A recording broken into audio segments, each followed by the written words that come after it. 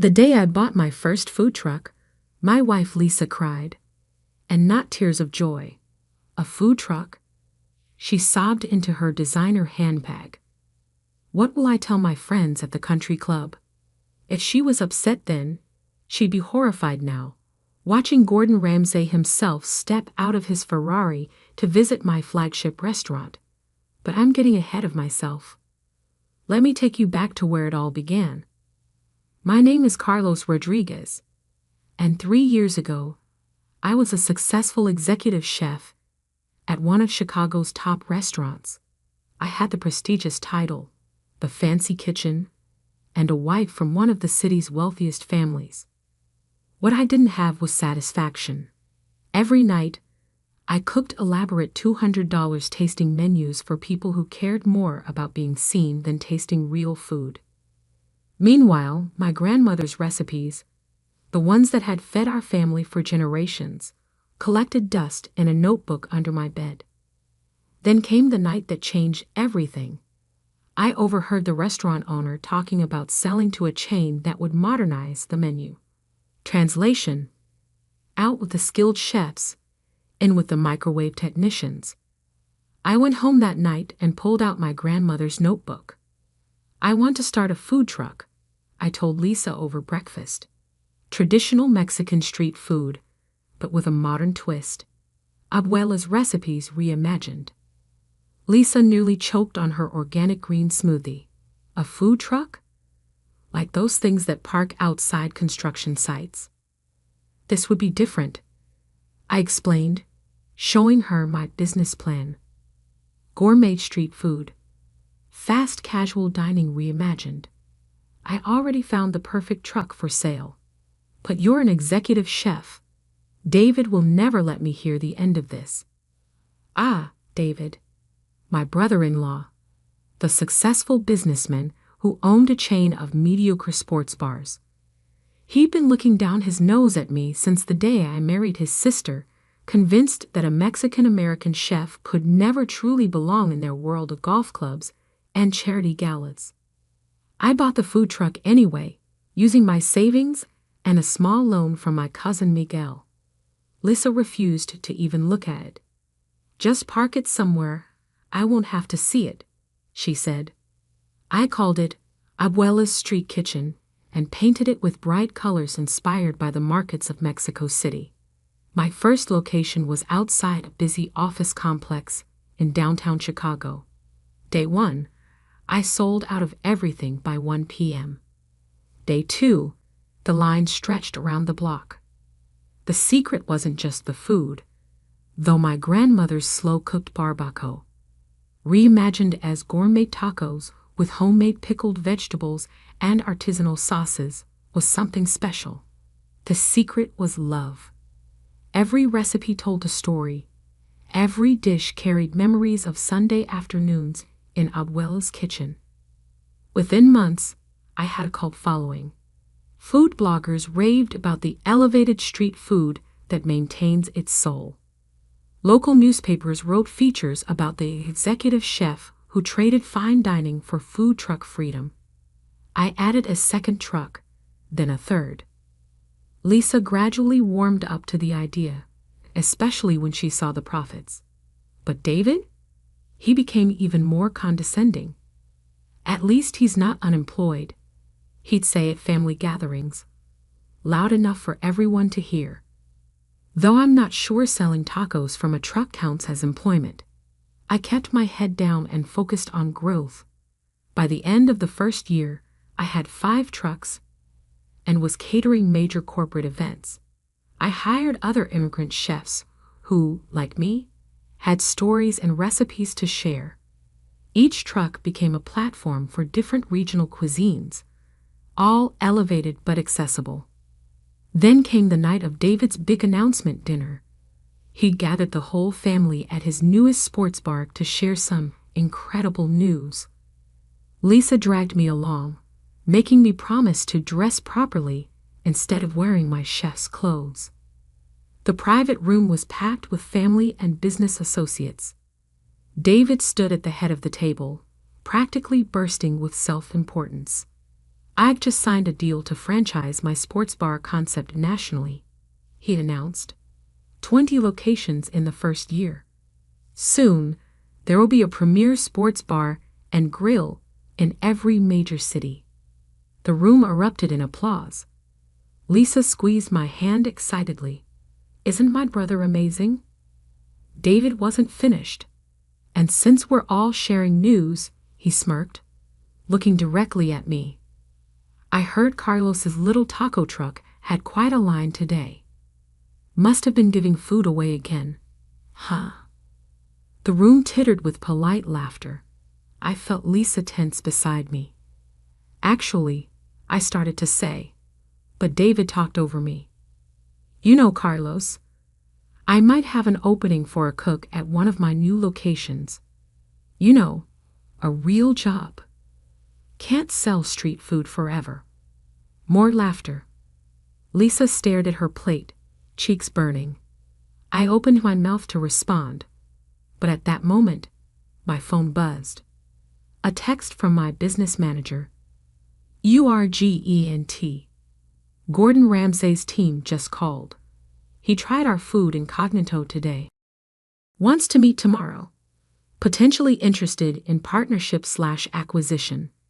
Don't share yet." I looked up at David, still holding court with his franchise dreams, and smiled. Sometimes the best revenge is served with a side of salsa. The next morning, while David was probably nursing a hangover from celebrating his franchise deal, I was sitting across from Gordon Ramsay in my original food truck, watching him take another bite of my grandmother's barbacoa taco. "Bloody brilliant," he said, closing his eyes to savor the flavor.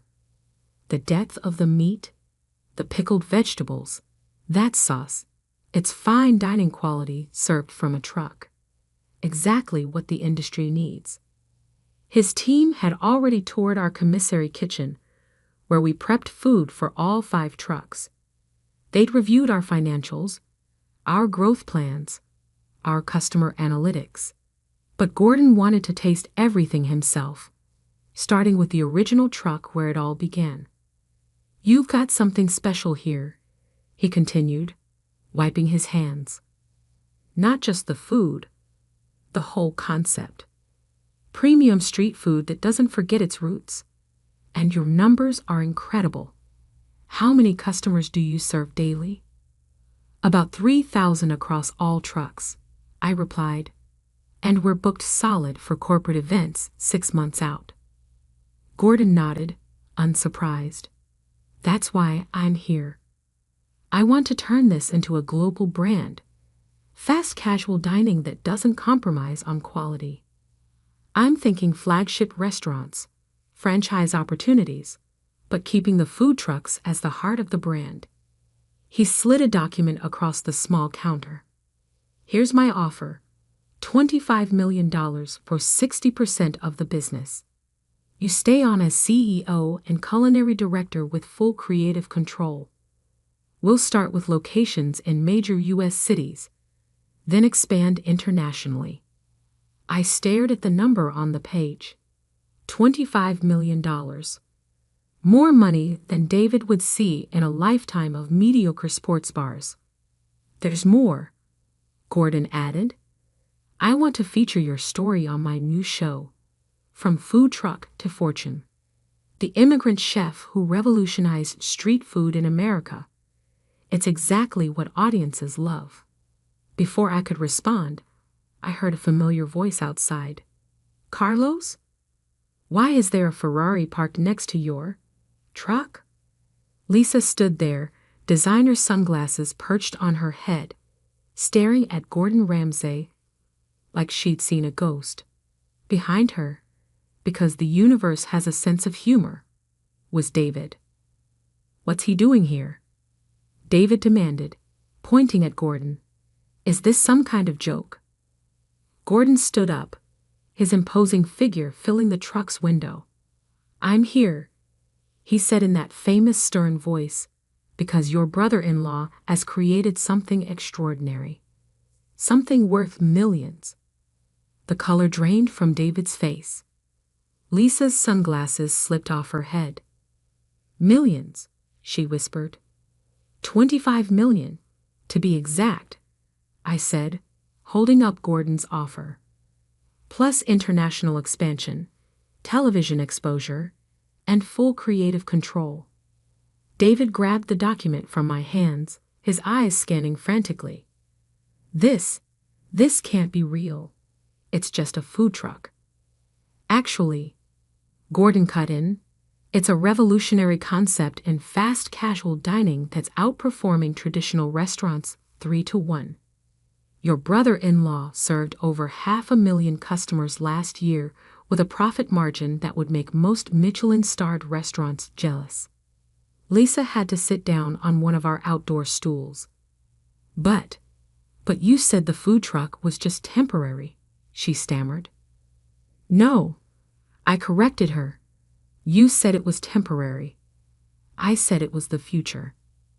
Gordon's team emerged from their cars with cameras. Apparently, they'd been filming the whole time for the show's pilot episode. David's face turned an interesting shade of purple as he realized his condescending comments from last night would likely make it to national television. Now, Gordon said, clapping his hands, shall we discuss the details? I've got reservations at Gibson's Steakhouse to celebrate. Gibson's? David sputtered. But that's where I'm having my franchise celebration dinner tonight. I've been on the waiting list for months. Corbin smiled. Yes. Well, they were happy to accommodate us when they heard who we were meeting. In fact, he checked his phone. They've given us your private room. Hope you don't mind. The cameras caught every moment of David's humiliation. Lisa stood frozen, looking between her brother and her husband like she was watching a tennis match. But I wasn't finished yet. I pulled out my own document, one I'd been saving for a special occasion. Before we go to lunch, I said, there's something else you should know. Remember those corporate events we've been catering? One of them was for a restaurant analytics firm. They did a blind taste test comparing our food to various sports bars in Chicago. David's face went from purple to white. Turns out, I continued, your customers have been leaving your bars to eat at my food trucks. In fact, your sales drop 40% whenever we park nearby. That's why your franchise deal has a clause requiring my trucks to stay at least 5 miles from your locations. Gordon let out a laugh that would definitely make it into the show's final cut. Mate, I think you'll find that clause difficult to enforce now, especially since we'll be putting proper restaurants right next door to each of your sports bars. David stormed off, pulling Lisa with him, but she pulled away from him, looking back at me with new eyes. Carlos, she said softly, I'm so sorry. I should have believed in you. I nodded, but before I could respond, my phone buzzed again. Another text from my business manager. News of Ramsay's visit leaked. Netflix wants to do a documentary. Also, David's franchise investors are calling. They want to meet with us instead. I looked up at Gordon, who was already grinning. Shall we give them something worth documenting? The next few hours would change everything, but not everyone would be celebrating. The next morning, my food trucks made national news. Gordon Ramsay bets $25 million on food truck empire, screamed the headlines. Street food revolution. The chef who turned tacos into gold. Read another. But the real drama was unfolding at David's franchise investor meeting. I sat in the back of the conference room, watching as David tried to salvage his sports bar deal. His PowerPoint slides showed generic burgers and wings, his profit projections based on outdated models. Then one investor raised his hand. Question for Mr. Rodriguez, he said, ignoring David completely. Would you consider letting us invest in your expansion instead? David's presentation clicker clattered to the floor, But my franchise deal, your deal, another investor cut in, was based on market conditions that no longer exist.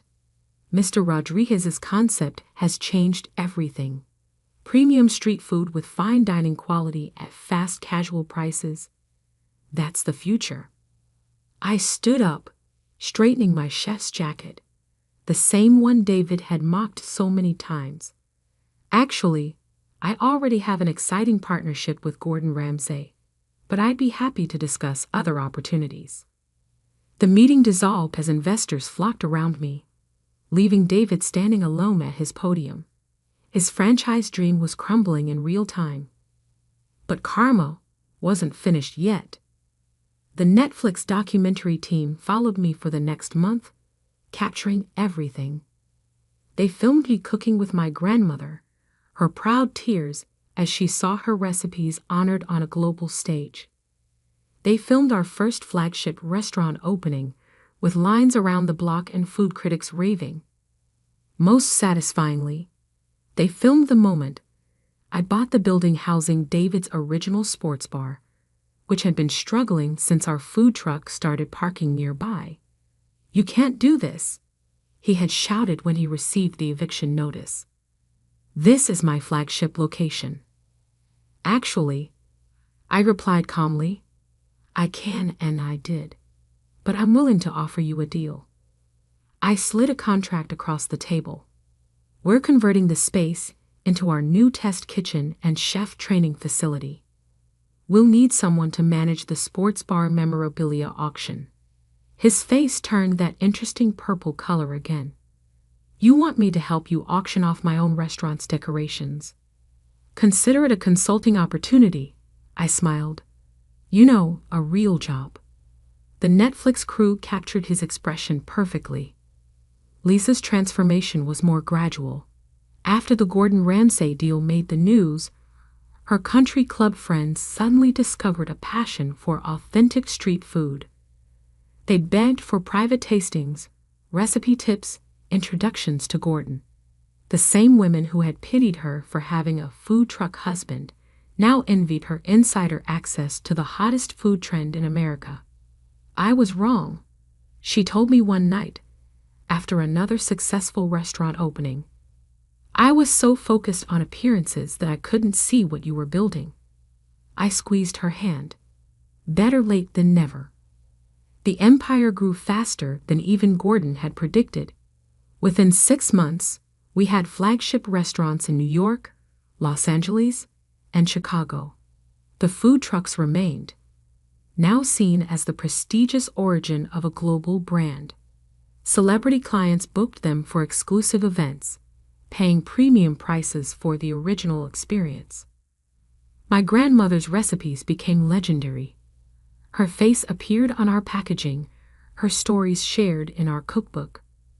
We started a foundation helping other immigrant chefs start their own food businesses, with a special program supporting food truck entrepreneurs. The final twist of fate came at the James Beard Awards. I was nominated for Restaurateur of the Year, the same night David's sports bar chain filed for bankruptcy.